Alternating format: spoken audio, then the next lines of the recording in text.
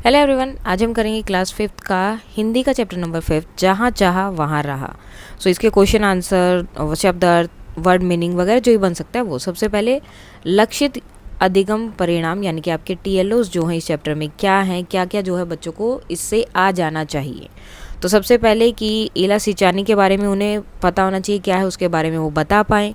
पाठ में जितने भी कठिन शब्द आए वो पढ़ने और बोलने में सक्षम। उसके बाद क्वेश्चन पूछे जाए इनके चैप्टर से रिलेटेड उनका आंसर दे सकें। उसके बाद खेले जाने वाले जो भी खेल है उनके बारे में लिखने और बताने में सक्षम।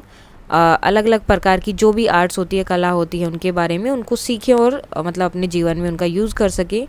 दिव्यांगता के कारण होने वाली परेशानियों को बताने में सक्षम। और कारक चिन्ह जो है इसमें इम्पोर्टेंट रहेगा आपका व्याकरण का।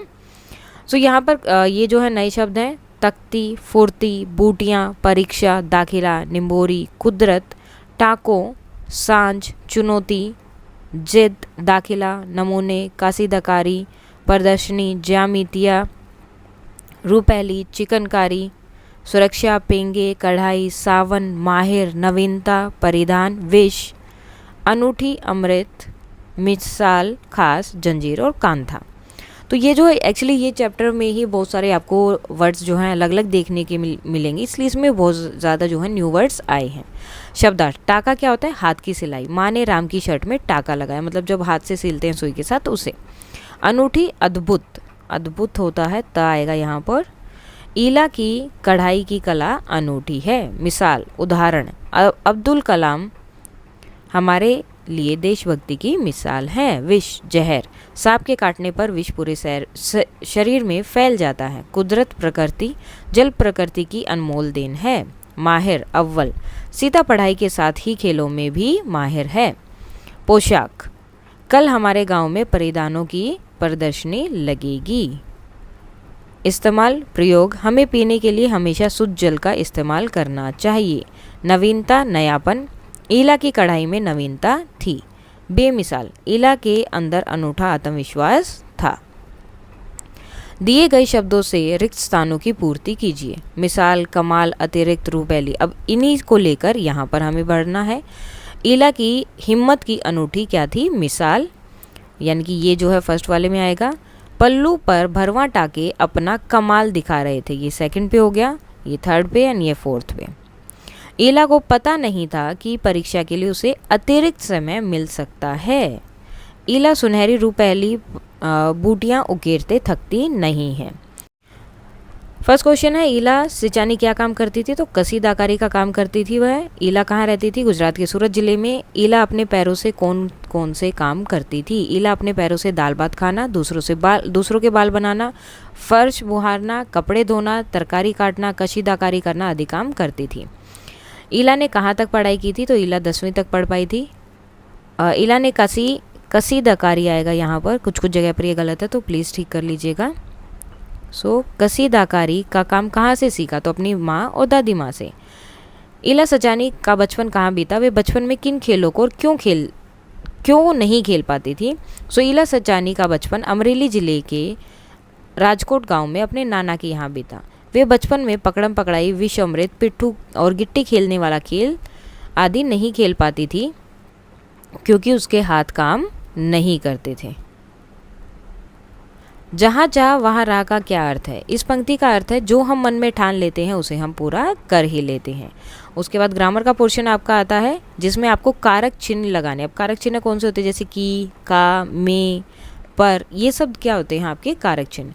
ईला डैश की ईला डैश कसीदाकारी कुछ खास थी। तो ईला की वह अपनी परीक्षा का इंतज़ार कर रहा है। आकाश में काले बादल छाए हैं। 26 साल की ईला गुजरात के सूरत जिले में रहती थी। तो ये जो छोटे छोटे वर्ड्स आते हैं जिससे आपको पता चलता है कि कौन कहाँ रहता था, किसका किससे क्या रिलेशन है, कौन सी चीज़ कहाँ पर रखी है, तो ये सब क्या होते हैं आपके कारक चिन्ह। जैसे आगे है, ईला वस्त्रों पर तरह तरह के नमूने बनाती थी। नीचे आपका दिया है वाक्यांश के लिए एक शब्द। जिसे जीता न जा सके उसे बोलते हैं अजय। जो कभी मरता नहीं है, अमर। जो कानून के विरुद्ध हो, अवैध। जहाँ पहुँचा न जा सके, अगम्य। जो थोड़ा बोलता हो, अल्पभाषी। किसी कार्य को बार बार करना तो उसे क्या बोलते हैं? अभ्यास। ठीक है, ये एक साथ है। जिसकी सीमा ना हो असीम, जो बीत चुका है अतीत, जिसे गिना न जा सके अनगिनत, और जो काम से जी चुरा तो उसे क्या बोलते हैं, कामचोर। अब कुछ मुहावरे हैं, उनका अर्थ और वाक्यों में प्रयोग। घुटने टेकना यानी कि हार मानना। इला ने परेशानियों के आगे कभी घुटने नहीं टेके, यानी कि उसने कभी हार नहीं मानी। दंग रह जाना, आश्चर्यचकित होना। इला की कढ़ाई को देखकर सभी लोग दंग रह जाते थे। हाथ बटाना, मदद करना। हमें घर के कामों में माताजी का हाथ बटाना चाहिए।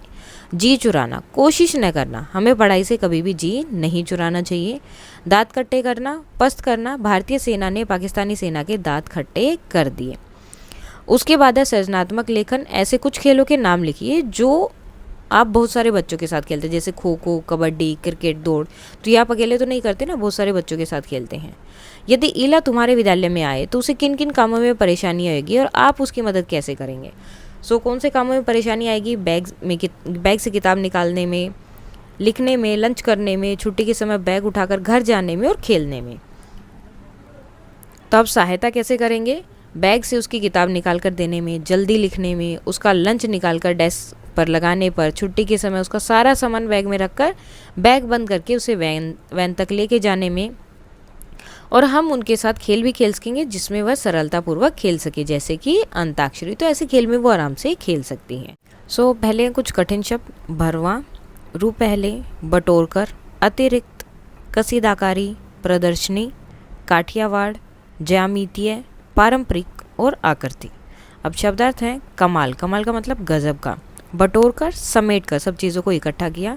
पारंपरिक यानी कि प्राचीन, एक तरह से जो पुराने टाइम से उनका चला आ रहा है। स्वर, आवाज़, नवीनता, नयापन, धैर्य, हिम्मत, इस्तेमाल, प्रयोग।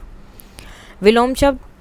पारंपरिक, नवीन, बचपन, बुढ़ापा या जवानी, खिलना, मुरझाना, सहारा, बेसहारा, सुख, दुख, विश्वास, अविश्वास, सांझ, सुबह।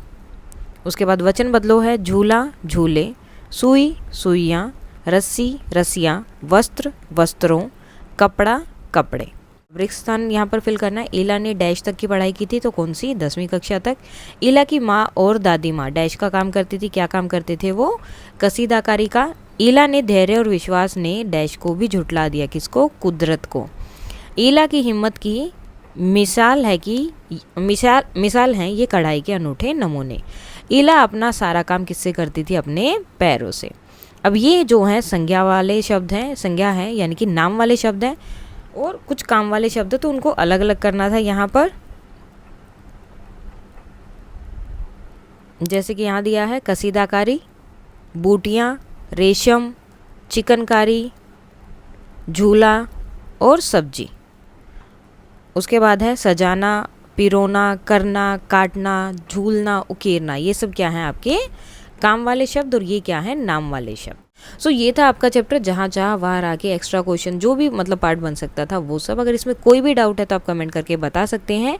और अगर आपको ये PDF चाहिए तो टेलीग्राम चैनल पर मिल जाएगी, एंड उसका लिंक जो मैं डिस्क्रिप्शन में डाल दूंगी। And that's all for today, and please like, share and subscribe. Thank you.